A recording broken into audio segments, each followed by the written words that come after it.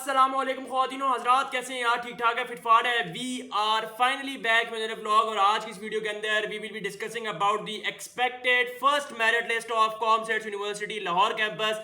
जी बिल्कुल, ये वीडियो आप लोगों के लिए बहुत ही ज्यादा इंपॉर्टेंट वीडियो है ताकि आप लोगों को पता चल सके कि जो एग्रीगेट आपका बन रहा है और जो यूनिवर्सिटी के पहली मेरिट लिस्ट में क्लोजिंग मेरिट होगा, क्या आप उसके पास आस पास हैं या नहीं है, क्या आप बॉर्डर लाइन से ऊपर हैं, ऑन दी बॉर्डर लाइन है या बिलो दी बॉर्डर लाइन है। ये वीडियो आप लोगों के लिए बहुत इंपॉर्टेंट है। अभी तक वीडियो को लाइक नहीं किया, बहुत गलत बात है। लाइक वाले बटन को प्रेस कर दो, चैनल को सब्सक्राइब कर दो और कमेंट में बताओ कि आप लोगों का आज वाला टेस्ट कैसा हुआ। और आज वाले टेस्ट में वही एमसीक्यूज आए हुए थे जो कि मैंने कल आप लोगों के साथ शेयर किए थे। खैर, आते हैं पॉइंट पे। सबसे पहला सवाल जो कि मुझे देखने को मिलता है वो ये देखने को मिलता है कि बात भाई, अगर हमारा कॉमसेट्स यूनिवर्सिटी इस्लामाबाद में नहीं हुआ तो क्या कॉमसेट्स यूनिवर्सिटी लाहौर के भी कैंपस हमाओं से बातें कर रहे होंगे या उनके भी मेरिट्स हमाओं से बातें कर रहे होंगे, या फिर वो मेरिट्स थोड़े से डाउन होंगे और आम यानी कि आम एग्रीगेट वाला बंदा भी अच्छी डिग्री में एडमिशन ले सकेगा या नहीं। नंबर वन बात, इस दफा कॉमसेट्स यूनिवर्सिटी लाहौर कैंपस के मेरिट्स भी कॉमसेट्स यूनिवर्सिटी इस्लामाबाद कैंपस के मेरिट्स को टक्कर देंगे, मार्क माय वर्ड्स। और जो डिग्रीज टक्कर देंगी उनका मैं आप लोगों को सबसे पहले बताता हूं। BScs, BSSE, BS computer engineering, BS electrical engineering और फॉर्म डी तो खैर इस्लामाबाद में ऑफर ही नहीं की जाती। ये 4-5 डिग्रीज ऐसी हैं जो कि कॉमसेट्स यूनिवर्सिटी इस्लामाबाद कैंपस के मेरिट के आसपास रहेंगी। अब मैं आप लोगों को ये चीज बता चलूं कि मैं आप लोगों के सामने लास्ट ईयर के भी क्लोजिंग मेरिट्स रखूंगा और ये एक्सपेक्टेड मेरिट्स भी शेयर करूंगा। और आप लोगों को पता ही है कि आप लोगों ने अगर तो इस वीडियो पे, आज की इस वीडियो पे 1 घंटे में 2000 व्यूज हो गए, जो कि मुश्किल है, लेकिन अगर हो गए तो मैं वो वीडियो आप लोगों के लिए लेके आने जा रहा हूं कि अगर आपका पहली मेरिट लिस्ट में इस्लामाबाद में नहीं हुआ तो वो उसमें हल होगा उसका। अगर आपका फास्ट का पहली मेरिट लिस्ट में नाम नहीं आया उसका भी हल उस वीडियो में मौजूद होगा। सो वो वीडियो आप लोगों के लिए बहुत ही ज्यादा इंपॉर्टेंट होगी। और जो मैं मेरिट्स आज आप लोगों के साथ शेयर करने जा रहा हूं, यही ऑफिशियल मेरिट्स आप लोगों को तकरीबन ऑफिशियल यूनिवर्सिटी की तरफ से भी देखने को मिलेंगे। सबसे पहले BS form D, last year form D का क्लोजिंग मेरिट जो था वो हमें देखने को मिला 83.52। और बहुत से सवालात मुझे भी देखने को मिले कि बाद प्रेफरेंसेस चेंज। अच्छा, इस वक्त 28 स्टूडेंट्स ऐसे हैं जो कि प्रेफरेंसेस चेंज करने की वजह से मार खा चुके हैं और अपनी सीट गवा बैठे हैं। लिहाजा प्रेफरेंसेस चेंज करते वक्त किन किन चीजों का ख्याल रखना है, क्या क्या डॉक्यूमेंट्स लेके जाने हैं और किन किन चीजों को मद्देनजर रखते हुए प्रेफरेंस चेंज करनी है, इसके बारे में भी बात करूंगा, लाहौर कैंपस स्पेशली। अच्छा जी, फॉर्म डी का, BS फॉर्म डी का लास्ट ईयर जो क्लोजिंग मेरिट था वो 83.52 था। और इस दफा क्लोजिंग मेरिट क्या होने जा रहा है वो भी बताता हूं। BS इलेक्ट्रिकल इंजीनियरिंग का लास्ट ईयर क्लोजिंग मेरिट 76.74 था। BS कंप्यूटर इंजीनियरिंग का लास्ट ईयर क्लोजिंग मेरिट 83.09 था। BS केमिकल इंजीनियरिंग का 50%, BBA का 50%, BS अकाउंटिंग एंड फाइनेंस का 50%, BS साइकोलॉजी का 50%, BS इंग्लिश का 50%, BS media and communication studies 50%, BS statics with data science 50%, BS economics 50%, BS mathematics 50%, BS physics 50% और BS chemistry 50%।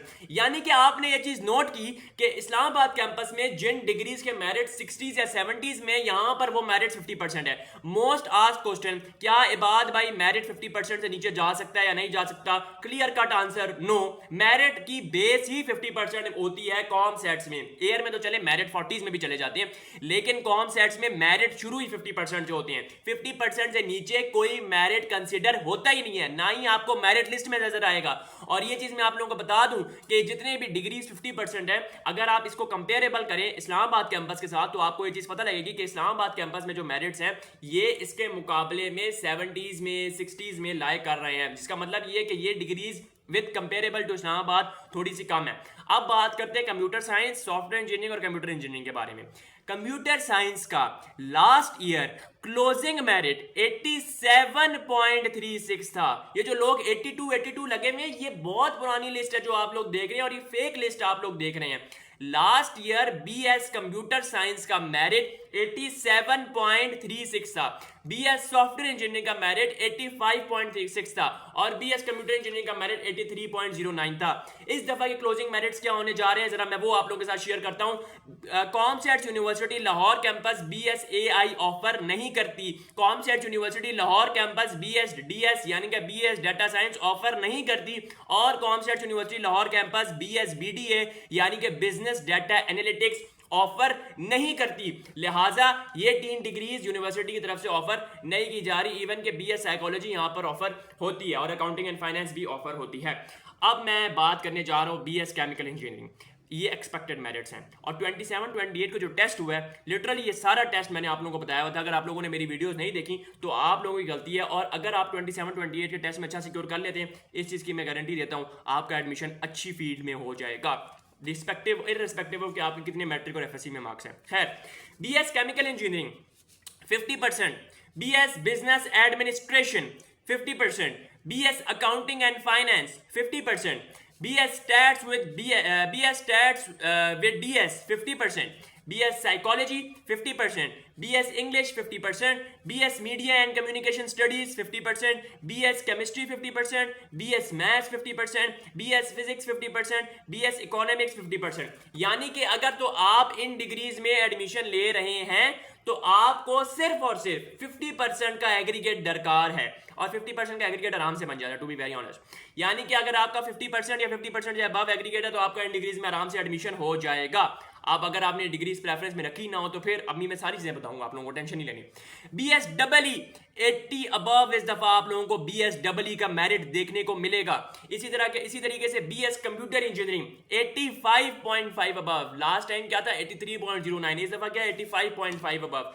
Form D का merit जो इस दफा आप लोगों को देखने को मिलेगा 85.2 above, BS software engineering 87.1 above, और इसी के साथ साथ BS EE 80 above, BS CS 88 above. यानी कि जो बात मैंने आपको वीडियो शुरू होने से पहले बता दी थी कि जो आपकी डिमांडिंग डिग्रीज हैं वो इस दफा लाहौर कैंपस में भी हाई मेरिट पर हैं। और लाहौर कैंपस में कितनी मेरिट लिस्ट इशू की जाएंगी इसका मैं आप लोगों को बता देता हूं कि लाहौर में 3 मेरिट लिस्ट इशू की जाएंगी।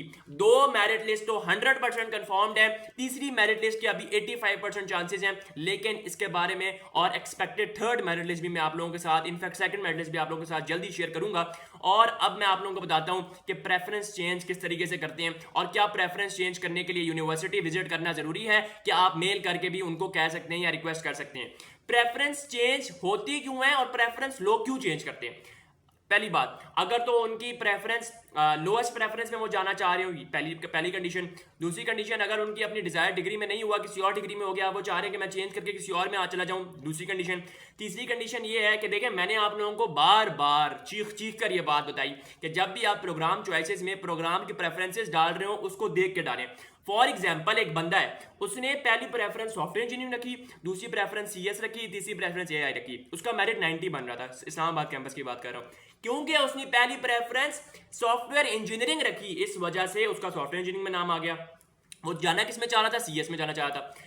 एज इट इज, मैंने आपको बताया ये बात कि एज इट इज मेंशन्ड कि उसका एग्रीगेट 90 अबव है, उसके बावजूद वो CS में नहीं उसका नाम आया। वो परेशान कि भाई मेरा नाम CS में क्यों नहीं आया, मैं तो एलिजिबल हूं।